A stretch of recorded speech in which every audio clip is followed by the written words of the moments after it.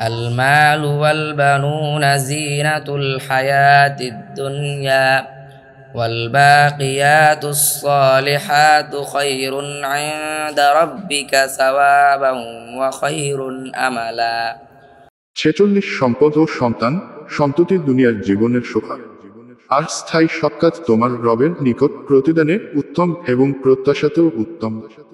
ويوم نسير الجبال وترى الأرض بارزة وحشرناهم فلم نغادر منهم أحدا 47 আর যেদিন আমি পাহাড়কে চলমান করব এবং তুমি জমিনকে দেখতে পাবে দৃশ্যমান, আর আমি তাদেরকে একত্র করব, অতঃপর তাদের কাউকেই ছাড়ব না।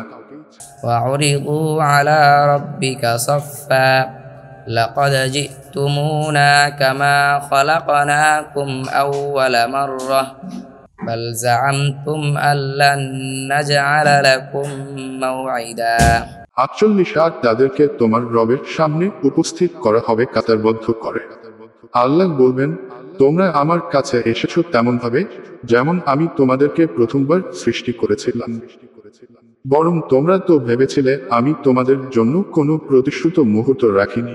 ووضع الكتاب فترى المجرمين مشفقين مما فيه ويقولون يا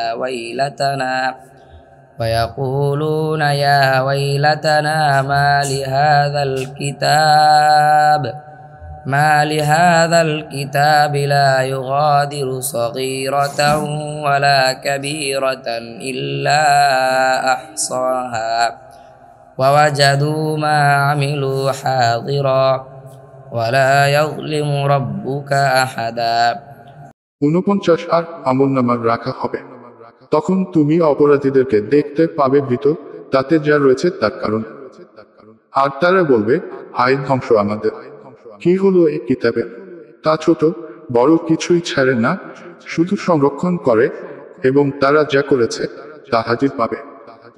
আর তোমার রব কারো প্রতি জুলুম করেন না।